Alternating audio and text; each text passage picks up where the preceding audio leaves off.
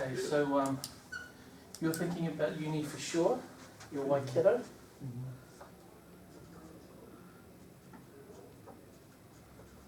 And you mentioned Weber State?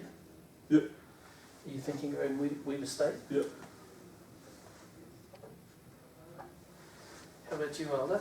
I didn't really become I plan to go to BYU Provo. BYU Provo?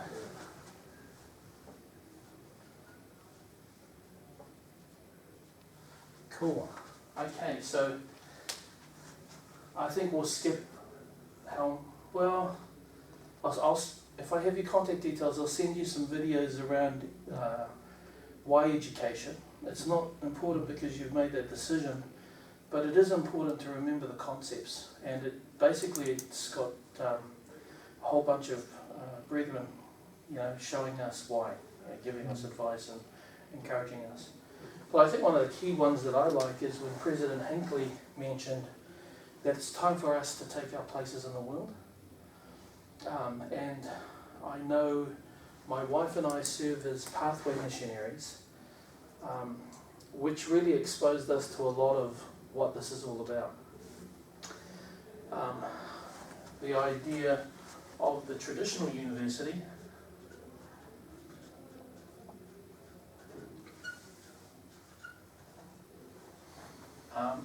as in regards to something that's more modern, a modern university.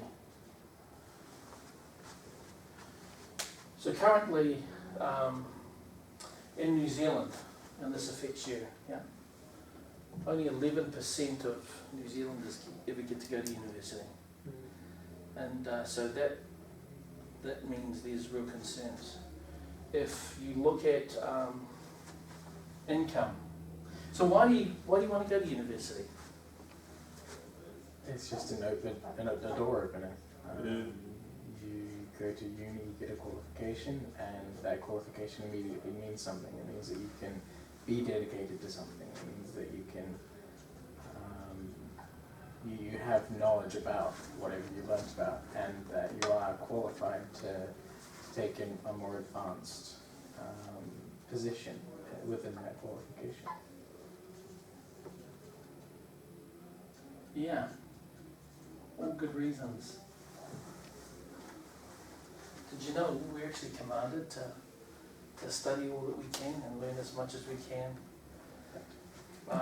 It's absolutely a door opener, not just a door opener. I'd call university the big door opener, the most common door opener. Yeah, I worked in the recruitment industry for a decade. We'd put a job up. If it was a job that looked kind of common, you'd have 300 applicants easily every day. And you'd get all these CVs, and everybody looks at this job description and they see one part of it that's them, and they think, this job is perfect for me. Yeah? And you get all these applicants. So the question is, how do we decide from a CV who, or a resume, you call them CVs. You know what I'm talking about, yeah, CV or resume. How do we decide of these people who has the knowledge, who has the qualification, who's shown dedication to be able to hire them? And what do people look for? You know what the key things are that employers look for? Key skills.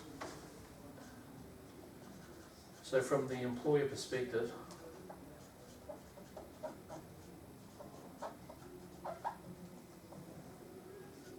the number one thing they're looking for, and I'm going to put key skills.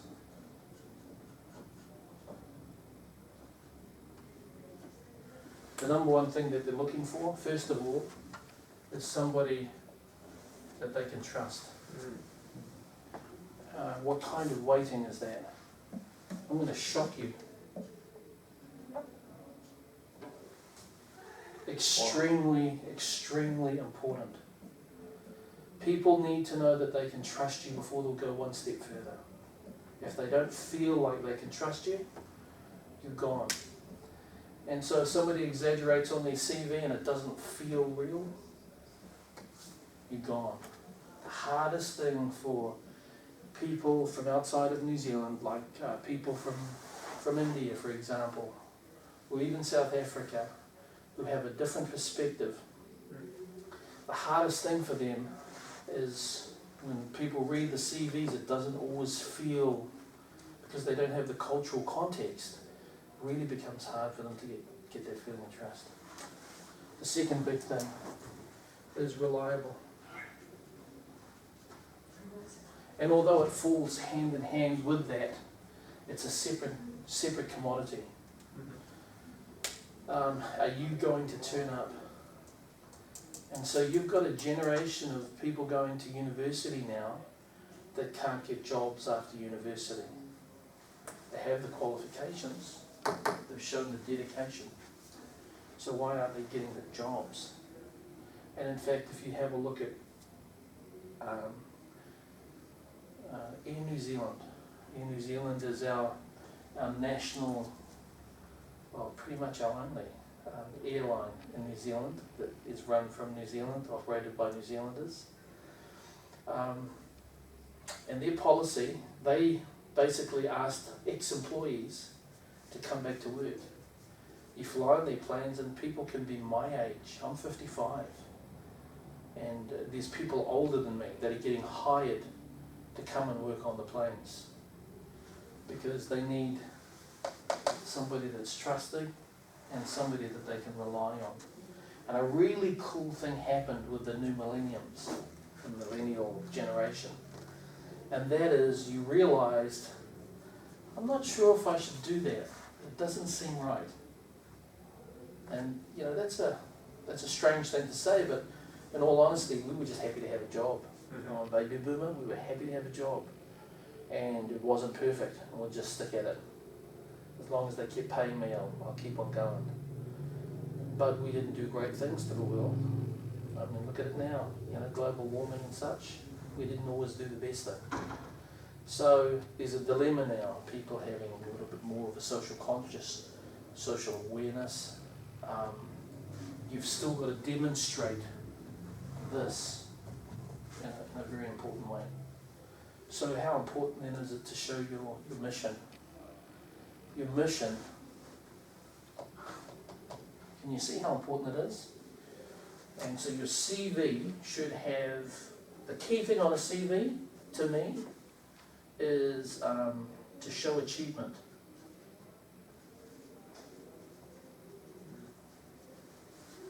Achievement is critical. I don't care what your job description was. Your job description doesn't tell me what you've done. It only tells me what you were supposed to do. But what did you do? What did you actually accomplish? What is it that you're proud of? And I would suggest a key thing for you to do is make a list of the things that you've achieved in your life that you're proud of. This is very critical. And it seems so simple, but people don't understand the power of it. See, you make a list of that stuff and ask your friends to make a list of it in your family. Ask people that you've worked with to make a list of what is it about you that they appreciated, the things that you've done good, the things that you achieved. And it starts to show your performance from others' perspectives, but it also starts for you to realize what you've accomplished.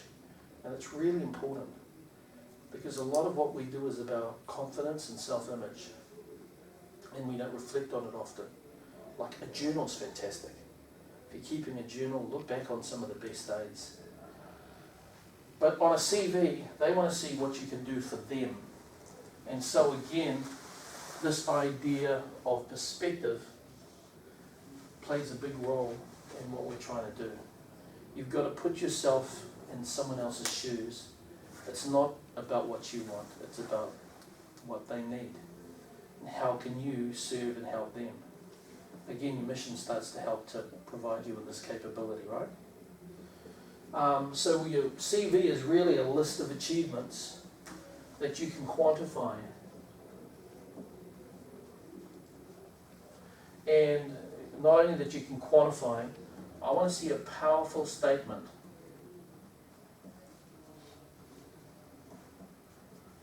I want to see a powerful statement about what you can do. And so now we're going to go to university, we're going to study. And then when you finish the university stuff, you put your education on this piece of paper, but it's just one line. What you need to be able to do is have a whole bunch of power statements that pull that education into a context where it can be leveraged. So I think of it like this. I think of experience and a qualification and the ability to leverage that experience.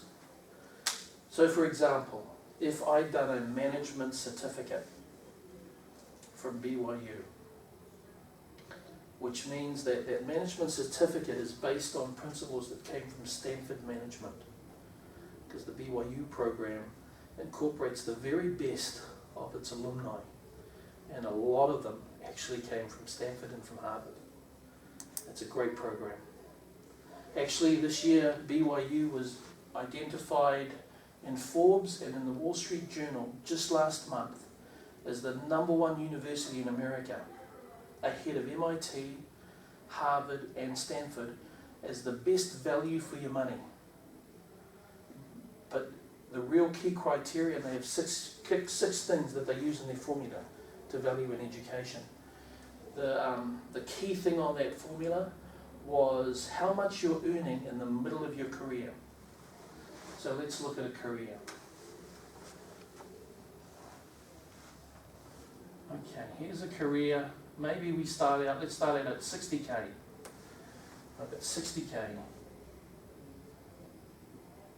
This is time, this is money. 60K. Probably about somewhere between here and here.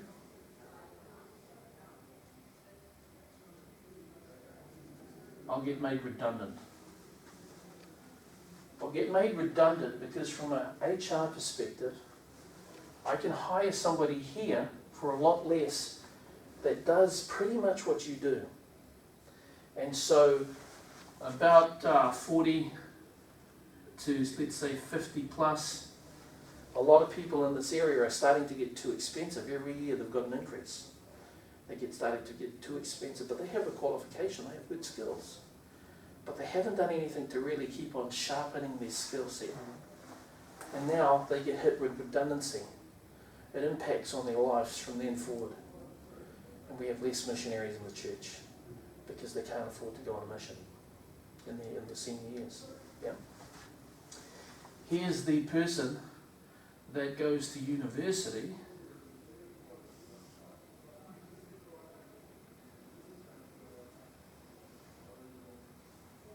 exponential growth. Let's say they started on 45K.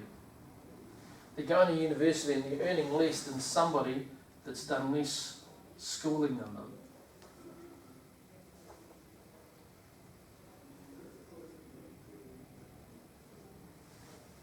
But the difference is this: at a certain point in time, things start to change for them. They break even, but then they exceed. And they're here. So there now you're looking at about a whole bunch of them that are earning 250,000, I'm going to put K, 250K plus. How much are these guys earning? Oh, they might have gone up to, let's be generous, 90K. The average in New Zealand is 64 per individual in a household. So 90K, you're doing okay at 90K. Yeah, so the hourly rate for 90K is half. The hourly rate is always half your annual. So it's $45 an hour. Better than minimum wage, $45 an hour. That's just enough to pay a mortgage in Auckland City. Yeah, and it's not much better in Hamilton now. You know, the houses here are expensive.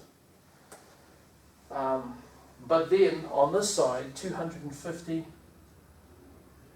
half of that's 125 an hour. It's It's not really a lot. If I go to a lawyer, I expect to pay $300 to $400 an hour. You know, and a lot of people are well in excess of that amount of money. It's not a lot of money really. I bill out at $150 an hour, and that's pretty affordable. So the issue here is the difference. For a small investment of time in education, you're going to get a huge return when it comes to opportunities to be in the higher percentile that earns really good money. And so the question is it worth it? Yeah. So we're going to come back to the main question now. University. You know why you're going, because it's going to provide you with, it's going to prove that you've been dedicated and that you've got knowledge and qualifications. So you're committed to going. So then let's focus on this. Let's ask this question. How do I get the most?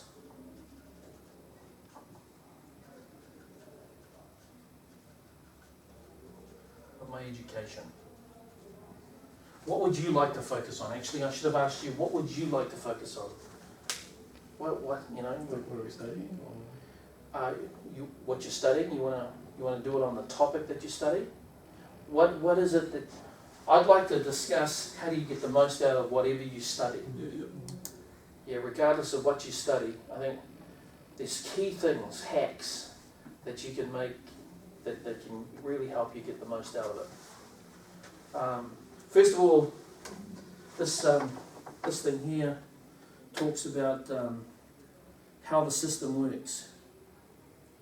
You have to understand how the system works in order to get the most out of the system. Does that make sense? Mm-hmm. We understand how the gospel works, and then it really inspires us to do the most. I can only show you. Let's do this one. This is the same for pretty much Weber. It is the same as the American system. Yeah. Where in New Zealand we have the option to do a certificate and to do a diploma if we've got enough of a foundation of an education to qualify for those roles. Now these roles in New Zealand, this is a risky area in New Zealand to get a certificate, because everybody's after funding from the government, and a lot of the courses that they do aren't recognised by the companies that actually hire from them. Case in point, I set up a company called Qantas in New Zealand as a recruiter. So I had to find 120 people to fill up their first office in New Zealand. And they wanted certain people, and I recommended that we go through a few tests to make sure that we get a certain kind of person.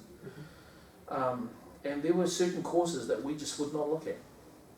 And yet these were travel and tourism trained people, supposedly great for travel and tourism. But we wouldn't look at them, because every school is required to have a catalogue. A catalogue. I think, does that look right? Mm-hmm. Catalogue? In order to qualify for funding, whether it's state funding or federal funding in America, or whether it's government funding in New Zealand. Everybody has to meet a criteria to be able to get the money for that. And so they create these catalogues. And this, my friends, is a key hack. The catalogue actually tells you what you're getting for your money. Now you've decided where you're going to go. But what I would recommend you do is look at the catalogue and see how good it is at your school compared to another school. Because some schools are great at one thing, but they're not good at others. New Zealand only has 8 universities. So every different university specialises in one area, and they're okay in the other area. Yeah, so which means the catalogue in the other areas, if you're studying the other area, it may not be very good. You might end up with a qualification that isn't worth as much as you think it is. So the catalogue is the heart of it that we should really consider. And around that catalogue, the next hack I talk about is to make a value formula. Case in point, BYU, the latest #1 in America. That's huge. I mean, being ahead of a school like MIT, world renowned, being ahead of Harvard, it's a major accomplishment. Yeah. So what is it that makes them more valuable to the business world, at least, than another school? The criteria that really took them over the top was the fact that here, mid-career, the amount of money BYU students make in this area is higher than somebody that goes to the other universities. That was the key criteria. Which means the market values their graduates more than other people. Now, it's not just because of the education, because you think of the student body that goes to those schools, and I'd probably guess, what percentage of Weber State is not Latter-day Saint? It's probably a big chunk. I don't know exactly Oh, yeah? how much. Yeah. Quite a lot. Yeah. This is Especially where Weber in Utah? Yeah, it's in Ogden. Ogden, Utah. Yeah. So yeah, it's probably about, I'd say maybe 60% maybe. 60% that are not Latter-day Saint. Or that are. That are, yeah. So probably 40 that So are. 40% that are not That's Latter-day it, probably, Saint. because I think that's about what it is in Ogden. So I'd assume it's mostly a community college. So I'd assume that's about what it is in Yeah. Weber. Yeah. So the Weber College that you're going to is also a community college? Yep. Okay. Yeah. Okay. So that's a good point. Yeah. A very good point. Okay. So one of my things, you want to go to BYU Hawaii? You want to go to BYU Provo. So BYU Provo's a really affordable school, but it's really hard to get into. And a lot of the stuff that they do, and what did you want to study? Design. Design? Okay. Then I would make a recommendation to you. Check out the LDS School of Business for their design program. So the LDS School of Business, everything that you do there, check their catalogue, it'll cross-credit to BYU. But the difference in price is gigantic.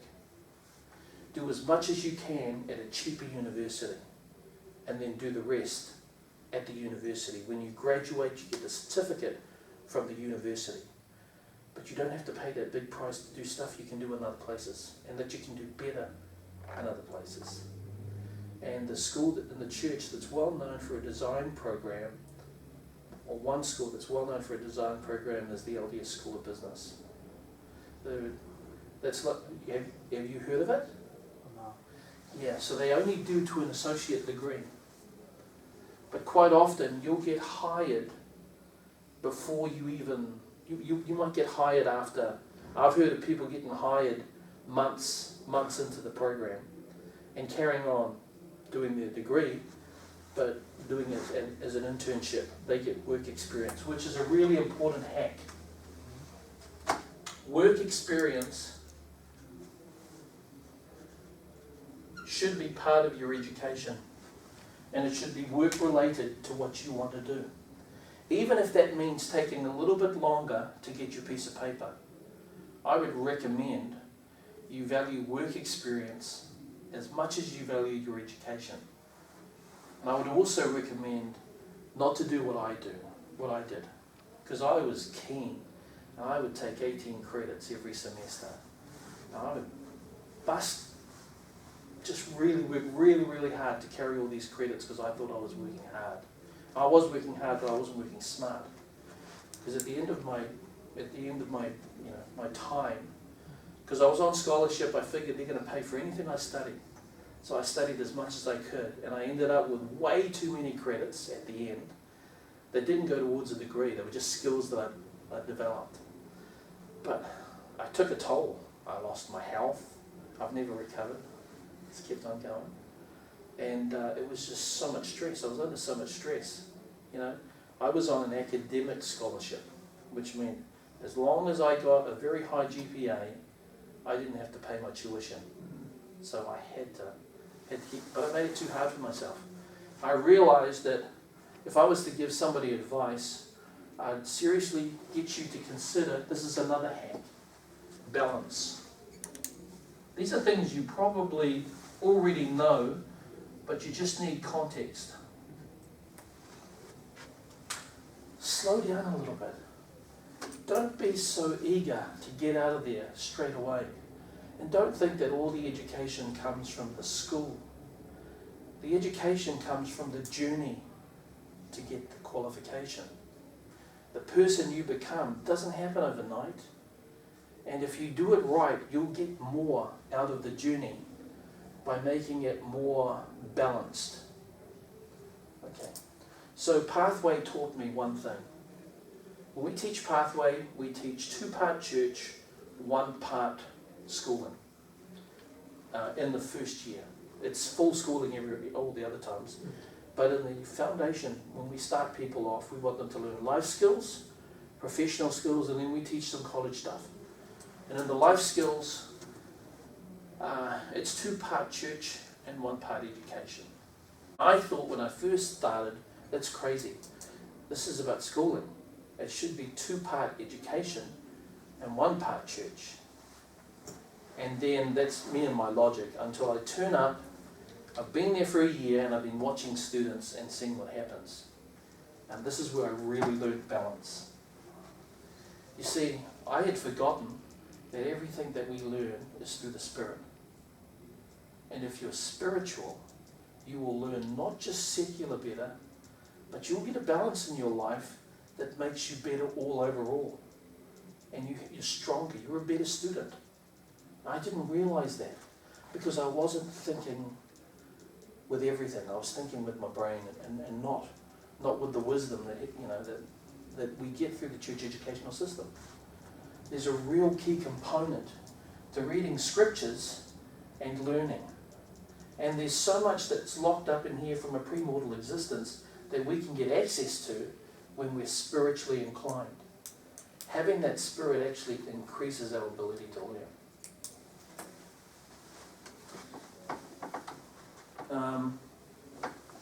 The other thing I'd highlight, don't underestimate the power of a certificate. A certificate is extremely powerful. Work experience, make this a certificate. If I get a certificate first, I can get paid more money while I'm a student. Which means now, if I'm getting paid more money while I'm a student, my wife was a chef when we went to BYU. We walked in, I could get a paycheck, minimum wage was $6. She got paid $22 something an hour to work inside the cafeteria, which she didn't enjoy because it was bulk food and she'd been taught by French. Yeah, and again, another reason why. Yeah, but I was on $6 an hour. Yeah. So I had to work, and I could only work 20 hours as a foreign student, which is one of the issues when you're in America. So I had to find other ways to make enough money to provide for my family while we were at university. I didn't plan on going there with them. I had a full ride scholarship as an individual from church college, having won an award. And then I met my wife, and I didn't really want to get married, but I had this prompting, this feeling that kept on pushing me and nagging me. I knew it was the right thing to do, and I made the commitment, and there went my scholarship. So then after that, going to church, going to BYU for me was all about getting grades. But the point was, where were we talking about? Her qualification meant that she didn't have to work many hours to contribute a lot to the family. And so we were able to live okay. The issue, what are the key issues? What are the main things that students have as problems when and they go to school. The student challenge. Main things, what do you think they are? Stress. Yeah, absolutely. Stress. Money. Money. Sorry. I'm just trying to remember the order. Stress. Money. Time. Time. Mm-hmm. Time is the problem. Yeah. And if you have to work a whole bunch of hours just to pay for tuition to go to school, what happens to your education? It suffers. And then what happens to your balance? It suffers. So don't underestimate the power of a certificate if you can get a qualification before you do the rest of it. Because the first thing I done in my first year, I went hard out to get an accounting. I done the hard papers for accounting so I could work in an accounting office, because I always knew that work experience was really important. And so when I graduated, I had 3 years work experience that I could document. Genuine work experience. And so when I came back to New Zealand, I got hired ahead of top students out of the local universities. I beat them all. I got a job with the Swiss bank and spent a decade as an investment banker working with them. But they had better grades. I was trustworthy and reliable. This is the top result. Sorry, Google. But no, it was that. I mean, I'm sure it's that. But also because I was just lucky that the guy that hired me was a Harvard graduate, and because I went to BYU, we learned Harvard accounting. And so when he talked about terms, I knew exactly what he was talking about, and he recognised that I know, and that was my edge over the local guys that just learned technical. You're going to get breadth of education, which is really important. You've got to be careful in New Zealand. We tend to just focus on the technical. We don't always get the breadth that we need. Because we try to do things faster. Because the government doesn't want to spend so much. Yeah. So yeah, the certificate, really, really important. So just watching our time, let's have a quick look. I didn't have a structure for this. It just depended on who asked questions.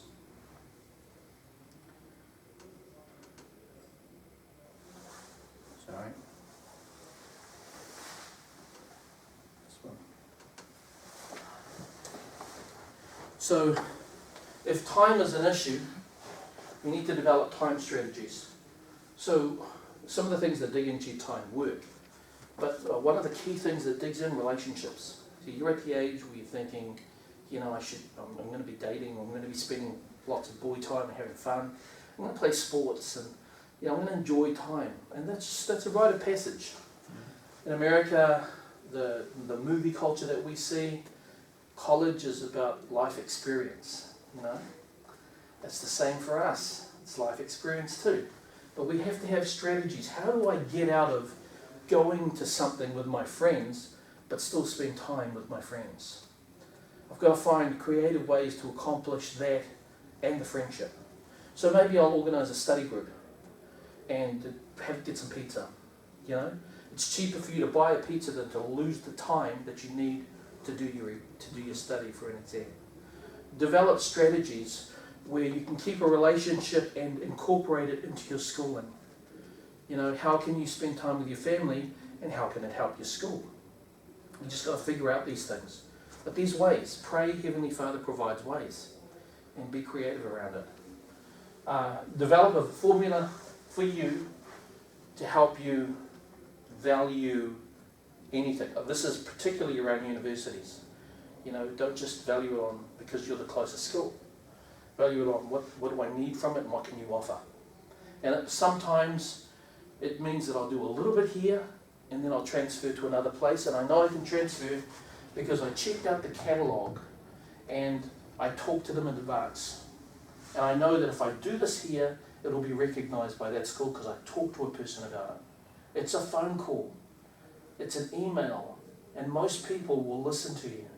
The other thing that while you're making these calls and talking to people about the catalogues, tell them about your interest and ask them if they have any internships or jobs that you could do part-time. Because, you know, in regards to jobs, here's jobs. 65% of jobs aren't advertised. I know this very well as a recruiter because I would not advertise a lot of my jobs. 65%, maybe that's too far. Those jobs are filled by people that know people. Yeah? And then you don't have to pay a fee. So there's real incentive for people to find people that they can trust from people that they trust. And again, this whole thing works into play. So while you're making a network and asking these questions, look for opportunities to work while you're at school. Find them. Don't just work at McDonald's. You can learn a lot from there.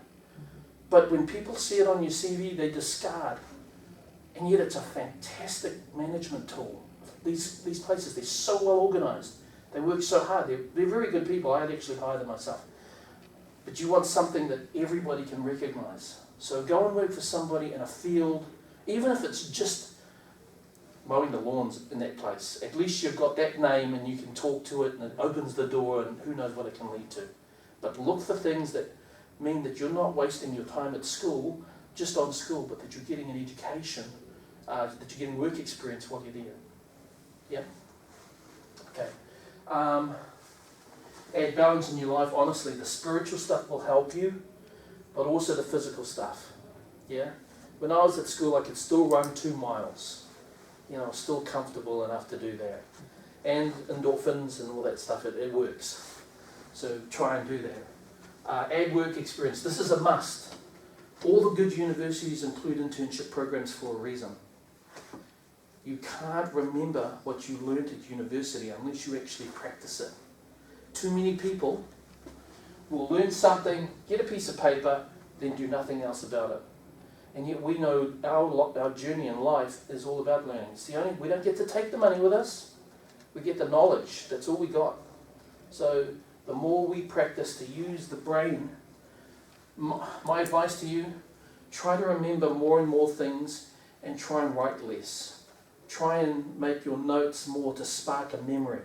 Try to tie the memory to something. If it's in your head, then it's easier for you to call on it.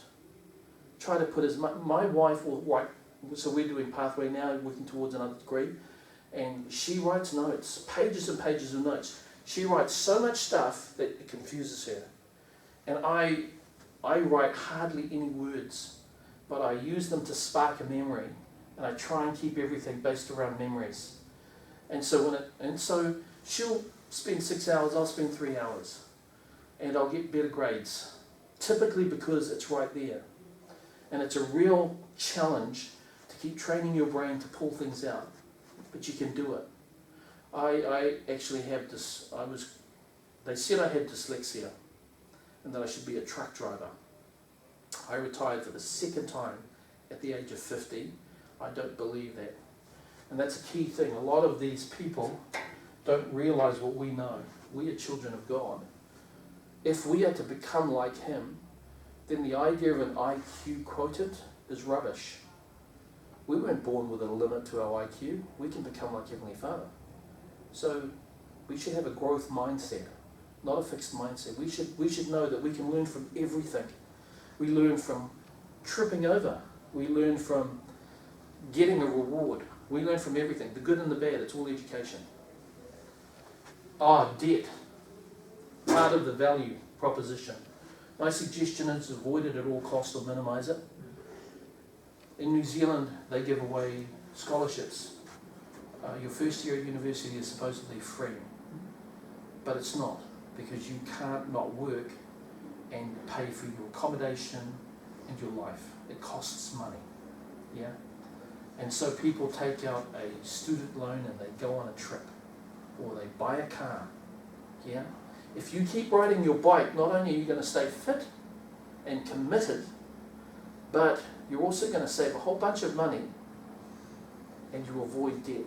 Debt is the killer in New Zealand. People pretending that they're wealthier than they're not. You know, it's just foolish. As soon as we start living beyond our means, it's a slippery slope. We shouldn't do that. So reduce debt at all costs, you know, avoid it, and pace yourself. You don't have to be number one. Did you know an A is not just 100%, but it starts less than 100%. What is it, about 95 or something? Yeah, something like that. 95 to there. So whether I get 95, 96, 97, 98, it's all an A. It's all an A. So pace yourself. You don't have to be the best. You know, you can be better by being balanced. Any questions?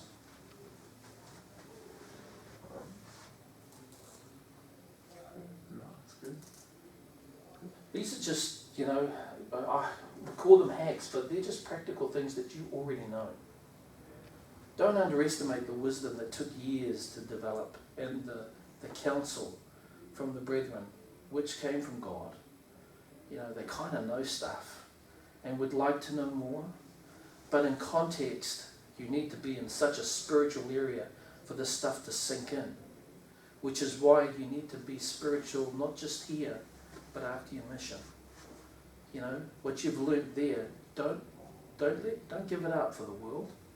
Keep a foot in that camp and be in the world and bring them to you. We learnt this in Pathway because, you know, you're going to do a degree in university here. So the OECD says that it's going to cost about $26,000 a year for you to live and to do your degree. If you're doing a science degree, it's going to cost, well, that includes science degrees and medicine and dentistry. So, you know, those things are quite expensive. It's actually cheaper for you to go to school than it is for you.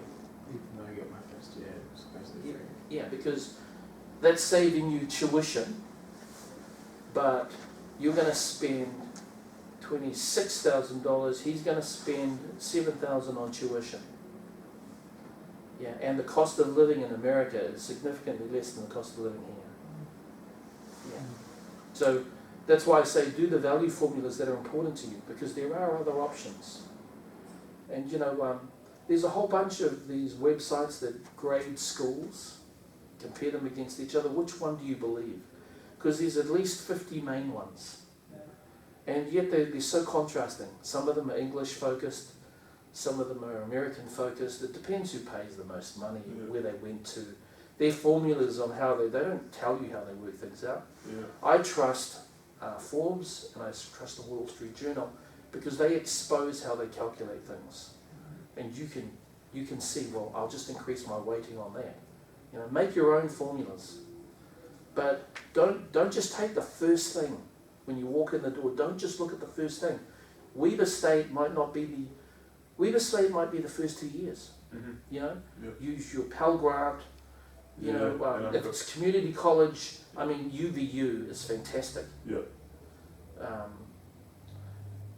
Yeah, and for you, I'd consider doing as much as you can in the University of Utah, because it's fantastic. They have some of their classes are better than Utah, depending on what you're studying. Yeah. And yet you pay a fraction of the price. Yeah. But you guys are paying that. Pathway, it's ridiculous. Pathway is 11 times cheaper than you, but you end up with a BYU degree.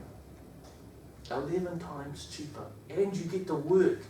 So you get work experience along with a qualification. You know, keep the balance. I've probably said enough. I think we ran out of time. Yeah. Are you going to another class? This is the last one? This is the last class? So is there anything specific I might be able to help with? Oh, no, that's really nice. Thank you. I want to talk to you afterwards and maybe stay in contact afterwards as well. Yeah, absolutely. Like, Elder and Sister Kaka at gmail.com. A&D and Sister Kaka at gmail.com. 021 703 709. Absolutely. Thank you so much. Yeah. Build your networks, really important.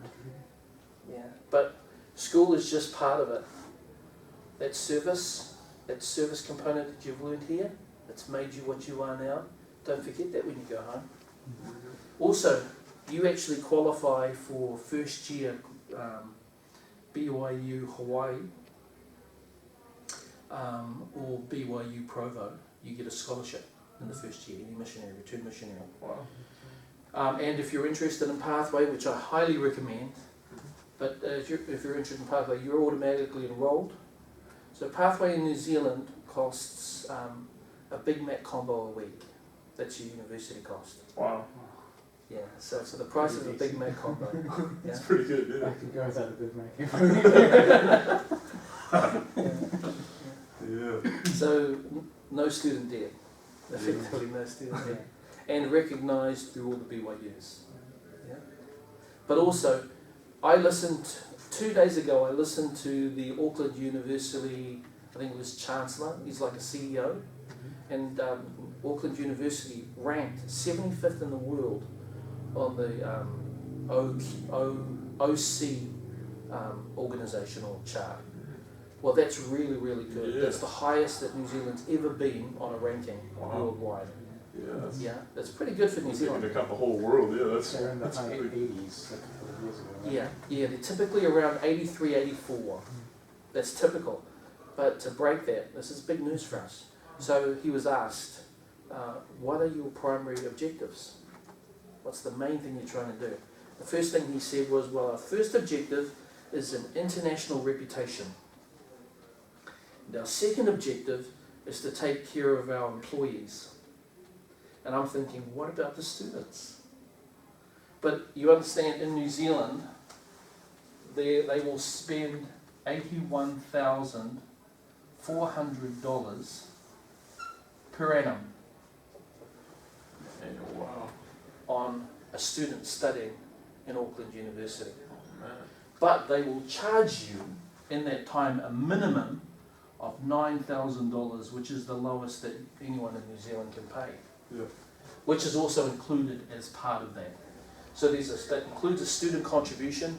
That includes a 33% of all the operating expense input from the government, and then everything else is philanthropy and companies that need students to do research.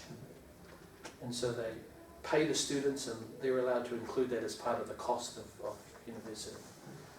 But that's huge, and to me that's corruption, Yeah. because there's no way students get the value of $81,000 a year. That's true, yeah. Yeah, because at the end of it, if I'm looking at a CV and I see Auckland University 75, BYU number 1, and I look at Auckland University, I don't know the name really around the world, Yeah.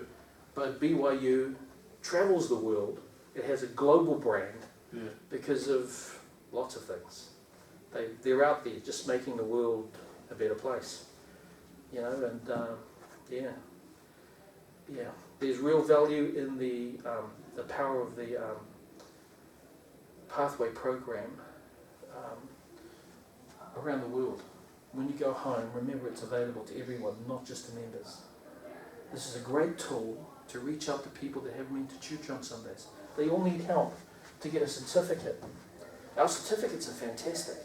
I recommend people doing a management certificate through Pathway, even no matter what you're doing, because it's cheaper than your management certificate you'll get from anywhere else. And with a management certificate, you can go into any company. I'm a manager, and I've had experience as a missionary. I was a senior companion. I took care of a zone. You know, I worked with the mission president on some things, and I helped run Self-Reliance programs for all these people. You see, that management degree gives you a reason to start talking about all the experience you've had that relates to it. And it's a really cheap thing to get. Do that full time in 3 months. 3 months costs you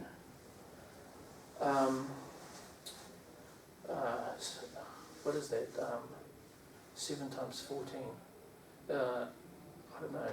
Less than $100. Wow. 7 times. It's $32.50 US times 14, and then you make it New Zealand. Yeah. So I budget a Big Mac combo as $7 a week, and you know times that by 14, so that's 70 and 28. Less than $100. Less than $100, and you can earn a certificate that puts you just one step above everybody else. You can be a manager anywhere. You can be a manager in a warehouse. You know, there's always someone needs a manager, and you get paid more. So you have to work less, so you can study more. You know, just like this. That's pretty cool. I'll keep talking all day. So Oh, good. Thank you for that. Yeah. it's Well, that's really beneficial. Yeah. this is really important for your parents. Watch them. Maybe it's time for them to get a certificate to leverage their experience and boost it up. Don't let them get made redundant. You know. Yeah. Yeah, sure. Oh yeah, me too.